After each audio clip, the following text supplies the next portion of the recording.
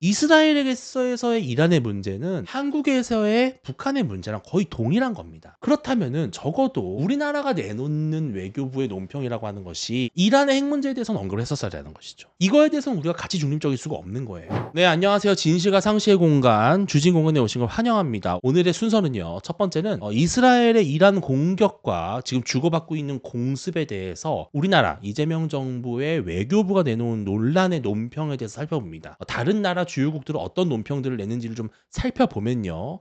우리 논평이 과연 잘 된 것인지 충분한 것인지 논란의 여지는 없는지를 한번 살펴볼 수 있을 것 같아요. 지난 13일에 이스라엘이 이란의 주요 핵시설을 타격했죠. 군 참모총장, 이란 혁명수비대 대장, 수명의 핵과학자들이 사망하는 그런 사건이 있었습니다. 이란도 가만히 있지 않았죠. 탄도미사일과 드론을 활용해서 이스라엘 본토 공격을 했습니다. 이스라엘의 방공망에도 불구하고 일부 미사일들은 이스라엘의 실제 도심 내에 떨어져서 인명피해가 좀 있었다고 해요. 여기에 다시 이스라엘도 전투기까지 출격을 해서 이란을 대대적으로 공습하고 있습니다. 한 중동 전문가가 얘기하기를 이번에 감행된 핵시설 타격 공격은 수년 전부터 준비되어 왔던 아주 치밀한 계획과 작전에 의한 것이고 심지어 내부 스파이까지 두면서 뭐 이런 얘기까지 나와요. 핵과학자들이나 주요 군사 담당자 실무자들을 한 공간으로 불러 모아서 일종의 유인책을 쓴 거겠죠. 역정보를 흘려가지고요.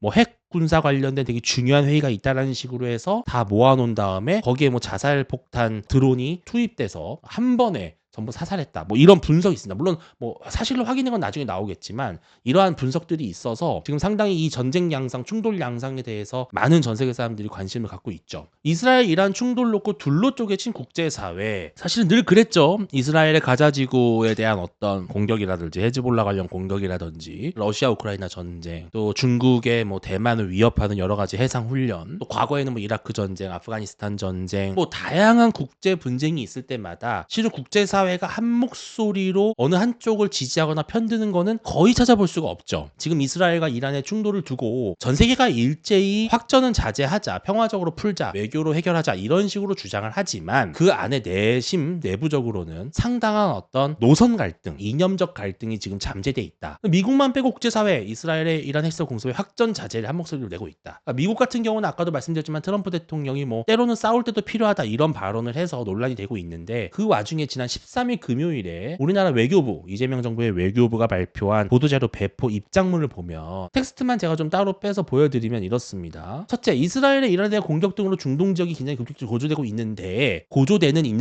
오타예요. 워낙 급하게 썼나 봐요. 그죠? 고조되고 있는데 대해 이게 맞겠죠. 고조되고 있는 데에 대해 심각한 우려를 표명하고 상황을 악화시키는 모든 행동을 규탄한다. 이렇게 돼 있어요. 둘째, 우리 정부는 영내 긴장을 완화시키기 위해 모든 당사자들이 아마 이스라엘과 이란, 미국, 영국, 프랑스, 독일 모든 이해관계자를 말하는 것이겠죠. 최대한의 자제력을 발휘할 것을 촉구한다. 이런 논평을 냈어요. 아니 일단 이렇게만 봤을 때는 뭐 딱히 문제가 없는 건 아니야 이렇게 생각하실 수가 있어요. 다만 조금 걸리는 것이 이란의 이스라엘에 대한 공격 이라고 하는 표현을 썼고 규탄한다라고 연결이 된다는 점은 이게 이스라엘의 이란을 공격했고 실은 이란도 이스라엘을 공격을 했어요. 얼마나 유효한 타격이었는지는 모르겠지만 그런 점에서 봤을 때는 조금 너무 이스라엘에 대해서만 비판점을 좀 둔 것이 아니냐라고 하는 생각을 하실 수도 있고 실제로 조금 강성 보수층에서는 이 논평이 완전 친중 논평이다, 친이란 논평이다 뭐 이런 식으로 말씀하시는 분도 있는데 저는 조금 다른 시각에서 말씀을 좀 드려보고 싶어요. 영국의 총리입니다. 스타머라고 하는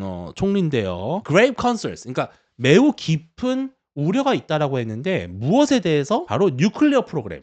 이란의 핵시설에 대해서 문제가 있다는 것이죠. 자, 한글로 볼게요. 총리 키어 스타머는 영국이 이란 핵 프로그램에 대해 심각한 우려를 가지고 있다. 이런 말을 했다라는 거예요. 이번 이스라엘의 이란에 대한 공습의 어떤 근본적 원인이 무엇이냐는 것이죠. 자, 우리나라 외교부 논평을 보면요. 원인에 대한 언급이 없어요. 이스라엘이 이란을 때렸고 그래서 서로 지금 막 난리가 났고 요걸 규탄한다. 그래서 요거를 해결하려고 빨리 노력하자. 요 정도 톤이란 말이죠. 그런데 키어 스타머 총리는 심각한 우려가 있다고 했는데 그게 뭐냐? 이란의 핵 프로그램에 대해서라는 것이죠. 그러면서 중동 전역으로 확산의 위험이 있는 이번 분쟁 속에서 중요한 표현이에요. 이스라엘의 자위권, 나를 지킬 수 있는 권리, 이스라엘의 자위권을 지지하면서도 긴장 완화를 촉구했다라는 분석이 나온다는 겁니다. 어쨌든 영국은 그래요. 근데 실은 영국도 미국처럼 이스라엘과는 어마어마한 오방 관계를 갖고 있는 것이죠. 특히 또 이스라엘의 탄생에 있어서 영국이 갖고 있는 그 역사적 비중도 어마어마하고요. 그렇기 때문에 이스라엘을 지지할 수 있지만 어쨌든 이번 사건과 관련해서 상당히 심각한 우려, grave concern을 갖고 있는 것은 뭐다? 이란의 핵시설이다라는 것이죠. 자, 마크롱으로 넘어가 볼게요. 야, 마크롱도 이제 그 옛날에 젊은 신인의 돌풍의 마크롱이 아닙니다, 이제. 이제 관록과 정치의 어떤 파고와 풍파의 흔적이 얼굴에 남아있죠, 이제. 자, 마크롱도 defense, 방어를 했다는 거죠, 이스라엘의 무엇을요? right to self-defense. 이게 바로 자위권입니다. 자위권. 프랑스 대통령 엠마뉘엘 마크롱은 최근 이스라엘 이란 공격과 관련한 사태 언급하면서 첫 번째 원칙적으로 뭘 먼저 언급하냐면은 이스라엘의 자위권을 지지한다는 프랑스의 기존 입장. 자, 아까 뭐냐면 중동에서 이스라엘은 여러 적대국으로부터 늘 안보적 위협을 받고 있다라는 것이 미국과 유럽 서구 민주주의 국가들의 공통된 중동 전세 인식입니다. 자, 그렇다면은 기본적으로 그동안 그 국가들이 가져왔던 원칙 뭐냐? 이스라엘은 자신들을 스스로 지킬 권리가 있다라고 하는 걸 지지하면서 동시에 중동 지역의 긴장 완화 자제를 촉구했다라는 것이죠. 그러면서 똑같은 뭐 뻔한 말이 나옵니다. 전 지역의 불안정을 피하기 위해 나는 모든 당사자에게 최대한 자제를 발휘하고 긴장 완화를 노력할 것을 촉구한다. 아까 외교부가 우리나라 외교부가 냈던 논평과 상당히 좀 유사한 내용들에 해당이 되죠. 그럼 이번에 독일로 가볼게요.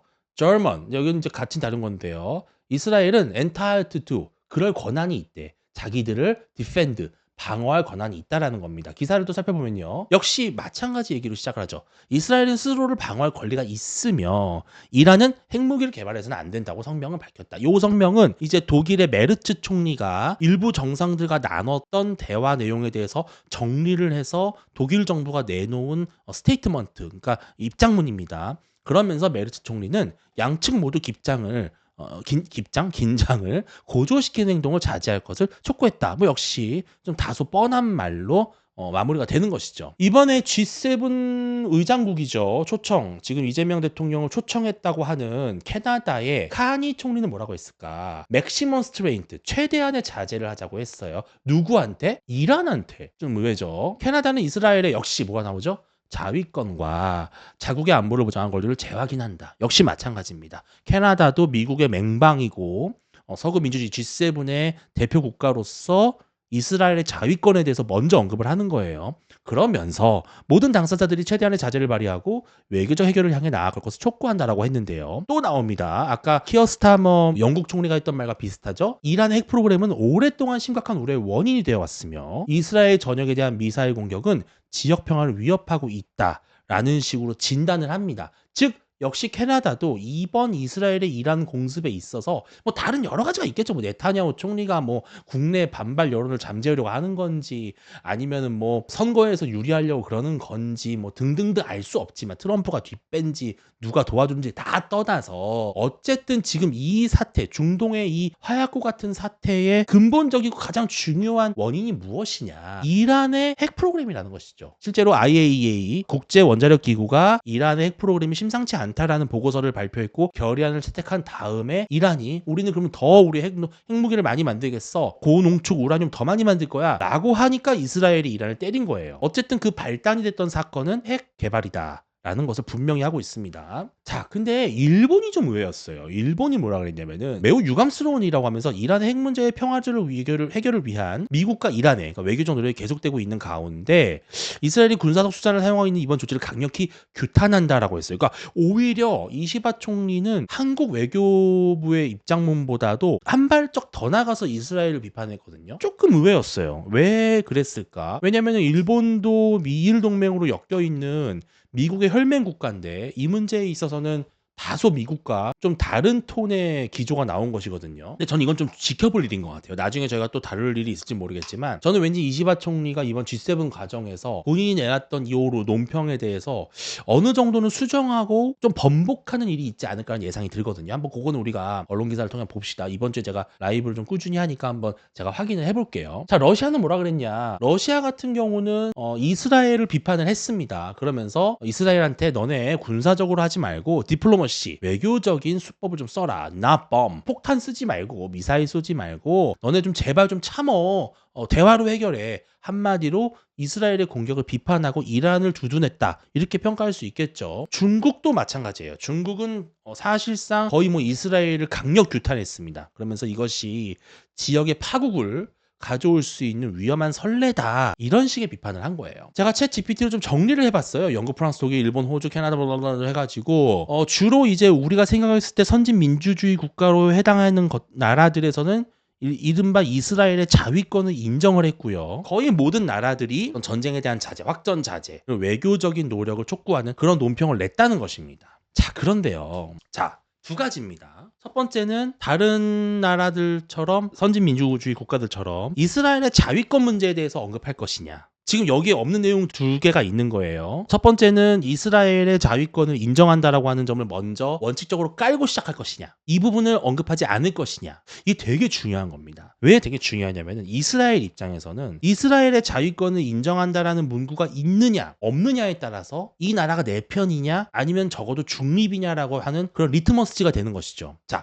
그런데 대한민국은 사실은 전통적으로 우리나라가 이스라엘의 어떤 맹방, 우방, 혈맹은 아니에요. 또 이스라엘과 중동의 문제에 있어서 대한민국이 이스라엘에 대해서 적극적으로 어떤 자위권을 지지하는 듯한 그런 외교적 스탠스를 보인 적은 없어요. 저는 그래서 이 부분을 인정하지 않은, 이 부분에 대한 자위권 인정하는 부분에 대해서 언급하지 않은 거는 뭐 괜찮다. 그동안 대한민국이 가져왔던 외교적 기조와는 크게 벗어나지 않는다. 아무리 뭐 대한민국이 미국과 혈맹이라 할지라도 미국이 이스라엘을 지원하는 문제에 우리가 굳이 보조를 맞출 필요는 전 없다고 생각을 하거든요. 두 번째가 전 중요하다고 생각을 하는 거예요. 지금 전 세계에서 봤을 때요. 이른바 불량국가라는 표현을 씁니다. 불량국가. 좀 세계 국가 질서에 좀 위협이 되고요. 보편적인 인권이나 자유민주적 가치라든지 이런 것들에 대해서 거부하고 그리고 지속적으로 다른 나라나 어떤 특정한 민족이나 집단을 괴롭히는 거예요. 테러를 저지른다든지 사이버 공격을 한다든지 자금을 세탁한다든지 불법적으로 아니면 군사적으로 도발을 한다든지 아니면은 그 정권이 매우 비민주적임에도 불구하고 핵 개발을 한다든지 이러한 것들이 보통 이제 우리가 부시 행정부에서 규정했던 불량 국가 로그 스테이트랍니다. 로그 스테이트. 북한은 뭐 불량 국가의 뭐 거의 보면은 최고봉이라고 할 수 있습니다. 첫째, 독재 권위주의. 둘째, 마약.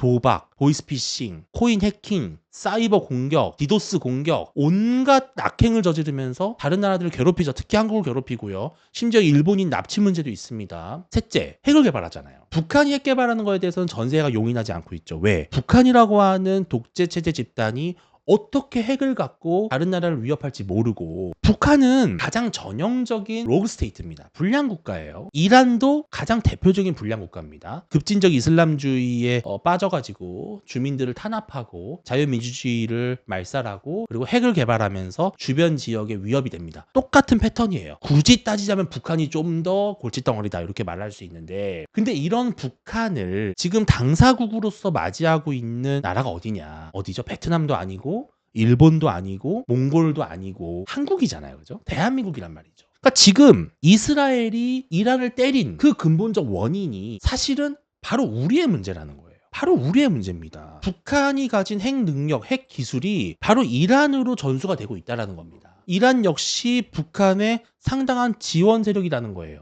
지금 국제사회에서 우리도 핵 개발할게. 우리라고 해서 왜 핵을 없으면 안 돼? 핵이 있으면 안 돼. 이렇게 말하는 어떻게 보면 파트너십을 갖고 있는 거예요. 불량 국가의 연대라고 할 수 있는 것이죠. 자, 이렇기 때문에 실은 이스라엘에서의 이란의 문제는 한국에서의 북한의 문제랑 거의 동일한 겁니다. 자, 그런데 이스라엘은 앞으로 이란이 핵을 개발할 것을 차단하기 위해서 어떻게 한 거예요? 선제적으로 타격을 해버린 거예요. 자, 근데 한국은 어때요? 한국은요, 이미 북한이 핵실험을 했어요.